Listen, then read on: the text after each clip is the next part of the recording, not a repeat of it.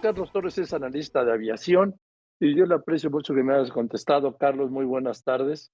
Disculpa el retraso que tuvimos, porque hay una nueva ley federal de aviación, está proponiendo el gobierno, pero lo que estoy viendo es que no hay para cuándo.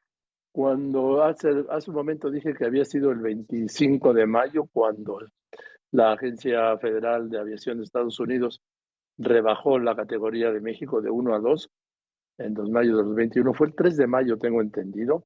Y entonces dijeron que lo iba a estar arreglado en 5 meses, o sea, en octubre del 21. Estamos en noviembre del 22 y el nuevo secretario de Infraestructura y Comunicaciones y Transportes acaba de decir, antes de que ocupara este cargo, cuando era encargado del despacho, que estará para mayo del 23, o sea, 2 años. Carlos, ¿cómo estás viendo esto? Gracias, buenas tardes. Al contrario, Joaquín, un gusto saludarte de nueva cuenta.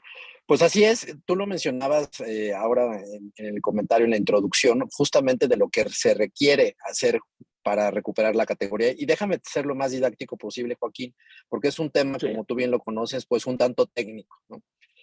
La recuperación de la categoría 1 tiene que ir, digamos, de la mano de tres grandes elementos.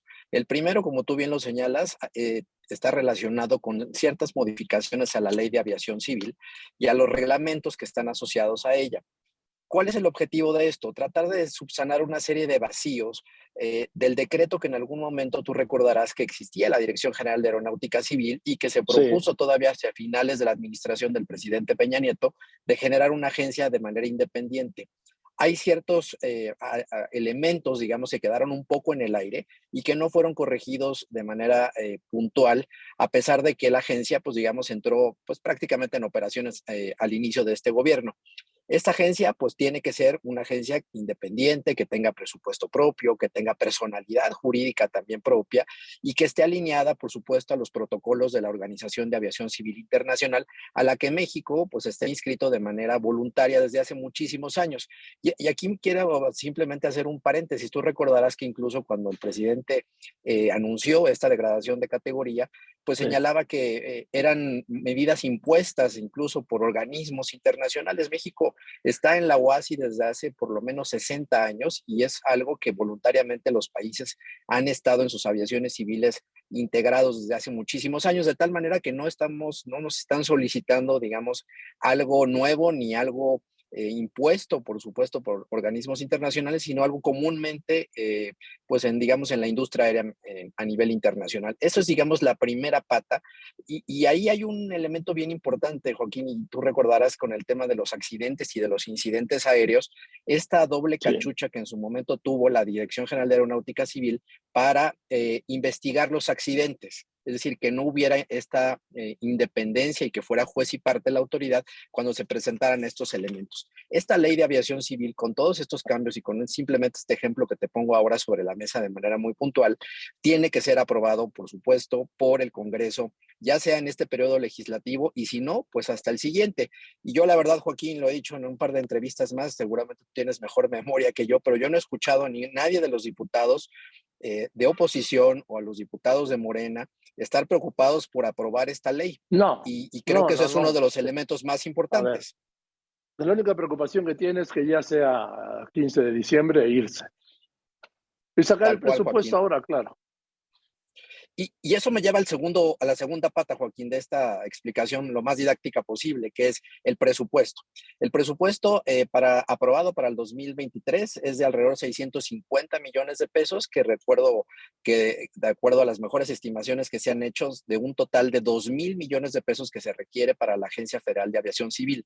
Es decir, todavía estamos muy por debajo de las cantidades que debería tener esta instancia, pues para poder operar de manera oportuna y atender, por supuesto, a los operadores aéreos comerciales, tanto de carga como de pasajeros, pero por supuesto también a la aviación en general, que ellos son los encargados justamente pues, de regular y de revisar que todo esté en orden. Entonces, este segundo elemento del presupuesto, pues queda también sobre la mesa, es algo que debió haberse discutido, que alguien debió en las fracciones políticas debió haber puesto sobre la mesa para que la autoridad pues tenga no solo dientes como se le conoce, sino también presupuesto propio para ejercer sus operaciones. Y por último, el tercer elemento, que es quizás el que se ha llevado y traído un poco más, y tú lo has comentado en varios de tus programas, que son estas acciones correctivas. ¿A qué nos referimos con eso? Son acciones que sí están vinculadas de manera directa con la capacitación del personal técnico aeronáutico que ejecuta las labores de supervisión en seguridad aérea. Y este elemento es muy relevante porque a pesar de que se ha dicho pues desde mayo de aquella época que se destinarían recursos y que habría un mayor incremento de personal, que se capacitaría, que se tendría pues distintos incluso hasta renivelación de sueldos, pues es algo que en la práctica no ha sucedido y creo que respecto de lo último que ha acontecido de la pérdida, digamos, y el hackeo de información, pues todavía deja en duda muchos otros elementos adicionales que tienen que ver con la autorización de las licencias para los autotransportistas terrestres y por supuesto también para los aéreos. Y en ese sentido, la revisión de los exámenes psíquicos y físicos que se le tienen que hacer a las tripulaciones con cierta regularidad. Y estos son los tres elementos, Joaquín, de manera general, que tienen que cumplirse para que México pueda volver a recuperar la categoría 1 eventualmente, pues, y de manera optimista en mayo del año que viene. Estaríamos hablando de 2 años. Cuando ocurrió esto en mayo del año pasado, el gobierno dijo, no, pero también a Calderón le bajaron la categoría, lo que es cierto, y la recuperó en Lo 5 cual es cierto. meses. Y sí, y dijeron, no, pues nosotros también en 5 meses. Se van a echar 2 años y a ver. Y algo muy importante, Joaquín, que yo creo que ese es el punto relevante. A lo largo de estos, pues ya que se van a cumplir 18 meses, la aeronáutica mexicana, la aviación mexicana, las aerolíneas mexicanas han perdido más de 10 puntos de participación de mercado frente a las aerolíneas norteamericanas. En algún otro comentario yo decía que pues no hay prisa, el gobierno norteamericano no tiene ninguna prisa de recuperar la Claro, categoría México, sino México es el que tendría que estar preocupado porque eso genera pues mayor conectividad, genera mayores empleos y genera también, por supuesto, Joaquín, en este último reporte trimestral de las aerolíneas, al menos las dos que cotizan en el mercado de valores todavía, una caída en sus ingresos y la imposibilidad de operar rutas o aviones nuevos, porque recordemos que el mercado norteamericano es el 70% del mercado internacional que tiene México con el resto del mundo y es nuestro mercado natural y al que deberíamos estar apostando en esta recuperación aérea sí. que estamos viviendo. Sobre esto quiero anotar que con la categoría 2, con la degradación, ninguna aerolínea mexicana puede crear ninguna nueva ruta a Estados Unidos, de ida ni de vuelta, vamos, claro. Pero además este golpe vino pues en mayo del 21, cuando las aerolíneas estaban en el punto más bajo de rutas por la pandemia. Así es, en ese momento pues se vivió prácticamente una tormenta perfecta para las aerolíneas con los daños, digamos, económicos y financieros que cada una, dependiendo de su modelo de negocios, tuvo. Y por supuesto, ahora déjame darte brevemente un par de datos. Volaris reportando mencionaba que al menos tiene cerca de 25 rutas que han sido afectadas justamente por la degradación. Aeroméxico lo propio con la imposibilidad de utilizar la flota nueva que ha venido llegando también en el último año. Y en el caso de Viva, la imposibilidad de echar a andar, digamos, este acuerdo comercial que arrancó con una aerolínea también de bajo costo de los Estados Unidos, porque aunque la Comisión Federal de Competencia ya lo autorizó, pues no pueden ocupar, digamos, esta autorización pues ante la degradación de categoría, de tal manera que, como lo he dicho varias veces, sí es un asunto que nos debería estar preocupando a los mexicanos, porque, insisto, eso genera empleo, turismo, que hoy por hoy pues es uno de los factores más importantes para la recuperación económica del país. Estoy hablando con Carlos Torres, analista de aviación. Además, Carlos, ningún vuelo que vaya a Estados Unidos o regrese de Estados Unidos de ninguna compañía puede cambiar de aeropuerto del Benito Juárez al Felipe Ángeles pues por la misma baja en la categoría.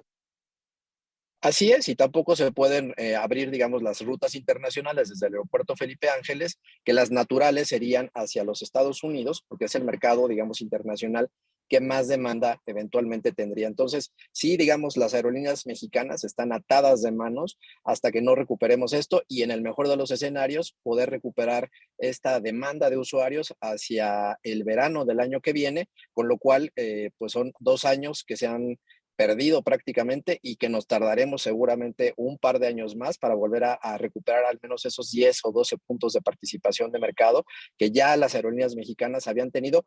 Y déjame agregarte un último elemento, Joaquín. Recordarás por ahí en el 2016 que México liberalizó su Sí, acuerdo bilateral de transporte aéreo con Estados Unidos. Recordarás que en aquella época tuvimos esa discusión con el Senado, se aprobó, hubo mucho jaloneo en aquel entonces, pero este acuerdo está desperdiciado en este momento porque solo está beneficiando a las aerolíneas norteamericanas, que sí es cierto, están volando de manera fuerte y rápida, digamos, a destinos no solo de playa, sino también de negocios, pero las aerolíneas mexicanas, pues a pesar de que tenemos esta aprobación del acuerdo bilateral, que es como un tratado de libre comercio, digamos, en materia aérea, estamos desperdiciando.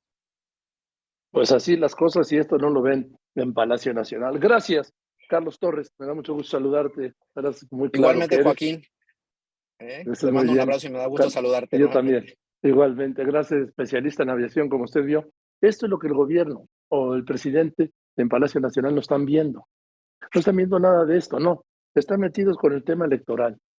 No están viendo este tema de la aviación que es letal para las aerolíneas mexicanas, que es, que es una fiesta para las aerolíneas comerciales estadounidenses y que aquí seguimos limitados y atorados y en plena crisis de la aviación. Pero no se están ocupando de esto. Por más que digan, es que fue una misión a Estados Unidos, pues no puede ir ninguna, no se puede resolver nada, porque además, como está bloqueado todos los esquemas de comunicación de la Agencia de Aviación Civil, Agencia Federal de Aviación Civil y de Autotransporte, porque por el hackeo todos sus sistemas están cerrados, apagados. Entonces no puede haber ninguna comunicación tampoco. O sea, efectivamente la tormenta perfecta, tormenta aérea perfecta.